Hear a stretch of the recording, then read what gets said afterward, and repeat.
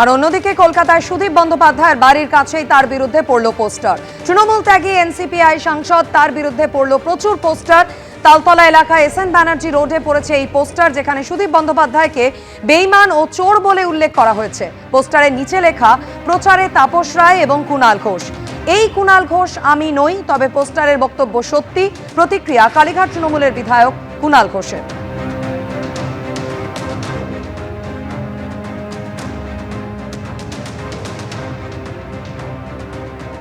পোস্টারের কন্টেন্টকে আমি কন্ট্রাডিক্ট করছি না। পোস্টারে যেখানে সুদীপ বন্দ্যোপাধ্যায়কে বেঈমান বা কোনো অ্যালিগেশন বলা হয়েছে, তো বেঈমান তো বটেই। ফলে আমি পোস্টারের বক্তব্যকে আমি কোথাও কন্ট্রাডিক্ট করছি না, কিন্তু ওই পোস্টার আমার করা নয়। আর আমি তো রোজ প্রকাশ্যে বলি, আমি পোস্টার করতে যাব কেন? তার সঙ্গে তাপস রায়ের নাম রয়েছে। এবার কোন তাপস রায় সে তো আমি জানি না। আর যদি ধরি মন্ত্রী তাপস রায়, তো তাপসদা তো বিজেপির, ওনার সঙ্গে আমি মিলেমিশে আমরা কেন পোস্টার করতে যাব?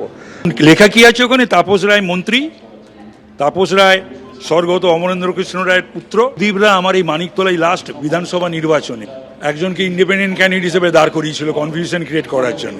তার নাম ছিল তাপস রায়। মানিকতলা বিধানসভা কেন্দ্রের অন্তর্গত একটি ওয়ার্ডের তৃণমূলের প্রেসিডেন্ট আছে, ওয়ার্ড প্রেসিডেন্ট, তার নামও তাপস রায়। সকলেই জানে সুদীপের সঙ্গে আমার রাজনৈতিক সম্পর্ক আজ না, দীর্ঘ বহু বছরে। তবে আমি এটা বলতে পারি যে আমি কলকাতা উত্তরের দীর্ঘদিনের রাজনৈতিক কর্মী। খুবই ক্রুদ্ধ উত্তর কলকাতার সাধারণ মানুষ, এবং তৃণমূলে অনেকগুলো পক্ষ, তো এখন সব পক্ষই ওর বিরুদ্ধে। সুতরাং এটা তাদেরই কাজ হবে। ধর্মতলায় ধুন্ধুমার কাণ্ডে যে 16 জনকে পুলিশ গ্রেফতার করেছিল, পুলিশি হেফাজতের মেয়াদ শেষে আজ আদালতে তোলা হয়েছিল তাদের 30শে জুলাই পর্যন্ত জেল হেফাজতের নির্দেশ দিয়েছে আদালত। না, আইএসএফ এর রাজনৈতিকভাবে কি আছে সেটা বড় কথা নয়। যারা নিরীহ, যারা অন্যায় করেনি, প্রত্যেকটাকে আমি মনে করবো আমার ভালোবাসার মানুষ। আমি দুটো ছেলের নাম এখনো বলি। প্রথমটা হচ্ছে আমাদের ভাঙড়ের একজন জহিরুদ্দিন, একটা ফুটেজ দেখাক তার নামে, চ্যালেঞ্জ করছি আমি যে সে কোনো হিংসায় জড়িত আছে নাকি। দ্বিতীয় হচ্ছে সালমান নামে যে ছেলেটি। আমি 3টে পয়েন্ট তার কথা বলছি। ওই সংখ্যা বাড়ানোর জন্য। দেখুন, প্রশ্নটা উঠতে শুরু করেছিল যে যারা হামলা চালালো তারা কারা, কি কারণে তারা হামলা চালালো।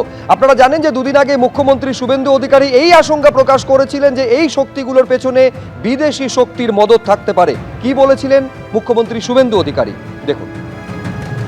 এই শক্তিটা কমপ্লিটলি বিদেশি শক্তিদের দ্বারা মদতপুষ্ট হতে পারে। এভাবে সংবাদ মাধ্যমের কর্মীদেরকে মেরেছে, রক্তপাত করেছে এবং প্রাণঘাতীর চেষ্টা করেছে, তার বিরুদ্ধে ব্যবস্থা, যাদের ভিডিওতে দেখা গেছে তারা গ্রেপ্তার হয়েছে। এদের সঙ্গে ককরোচ পার্টি, নিট আন্দোলনের কোনো সম্পর্ক নেই। এরা কমপ্লিটলি জামাতি, মৌলবাদী এবং ভারতবর্ষকে দুর্বল করতে চায়, অশান্তি করতে চায়। এরা গুন্ডা দমন আইনে ব্যবস্থা। এবিপি আনন্দ, এগিয়ে থাকে, এগিয়ে রাখে।